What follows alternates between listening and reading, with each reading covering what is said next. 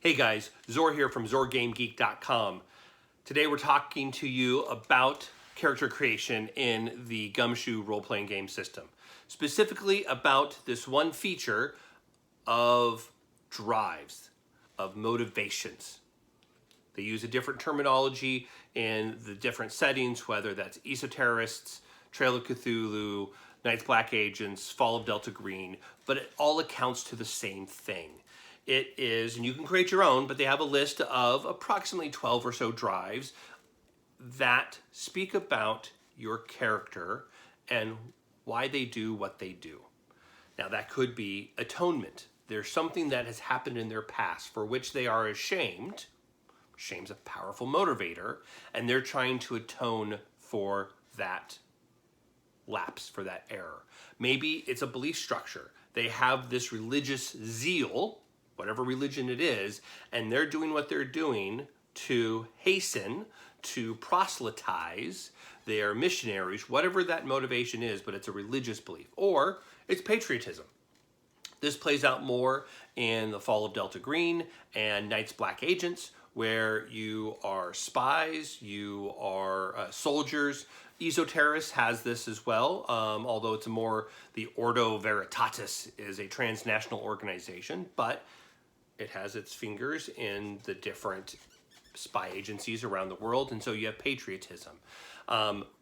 Vengeance, thrill-seeking. These are the different motivations, drives that are represented in the game. Now, in other games, that's just a backstory element. That's just, you write that down, and sometimes your character looks at it, sometimes they don't. So what? Well, this is a thread that you as the character, you as the player, need to be looking at and thinking about. Because this is not heroic fantasy, where you are just these incipient godlike beings who happen to the world, who go through and kick open doors, kill everything inside, and loot their bodies, okay? This is not a dungeon crawl. You are trying to portray real humans existing in the real world who find out unsettling truths. Whether that is the truths of the Outer Dark or Outer Dark entities in the ESO or Esoterist game, or the horror of the Cthulhu mythos in Trail of Cthulhu and the Fall of Delta Green, or that the fact that vampires exist and they are actively trying to subvert intelligence agencies, entire nation states, crime rings, whatever that is, and that you're trying to stop these vampires and their minions. These things can be unsettling and dangerous not only to your body but also to your mind.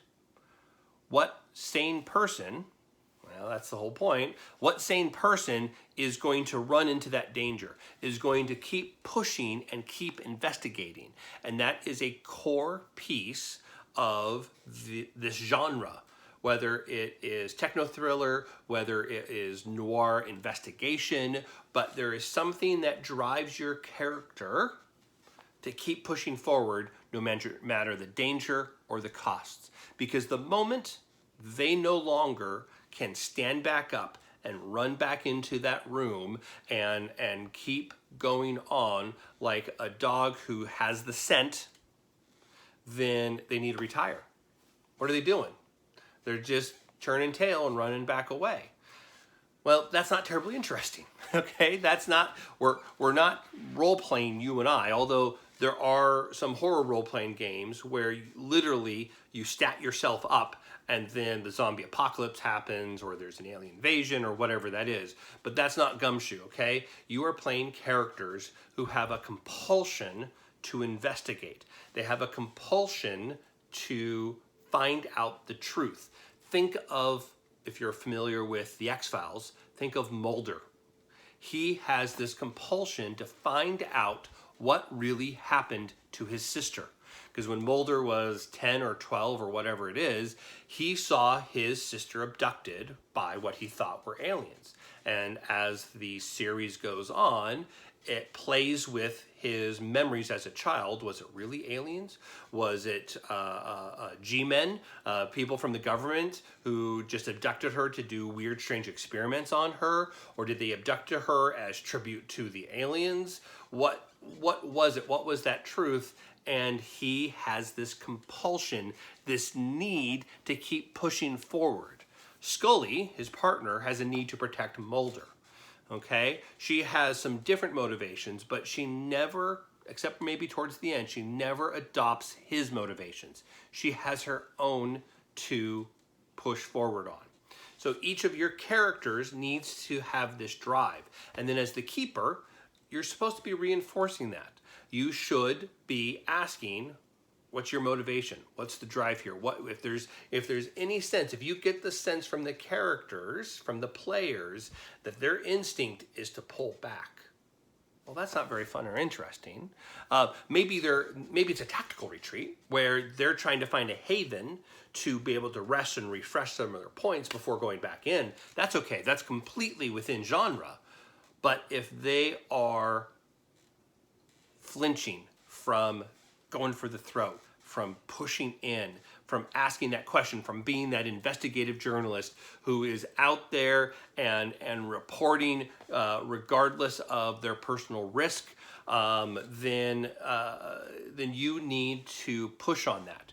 And while the Fall of Delta Green has this mechanic, you could easily import this into the other game systems, where if they don't pursue their drive, then they have to make a stability roll. They have to make a stability roll, and if they fail, then they're losing some of their stability or their sanity, okay? Depending on which game system you have, if they have both. Because they are not following that internal compulsion, that drive, they're denying that essential truth of their being, that creates cognitive dissonance, and that saps their will to live. And that could be very much in character. Maybe you are wanting as the player to make some character choices where you're exploring the fact that your character is losing that will, that drive, and they're having some of that internal struggle, and you want to show that in game, and eventually you're going to find a way to resolve that and then go back at it.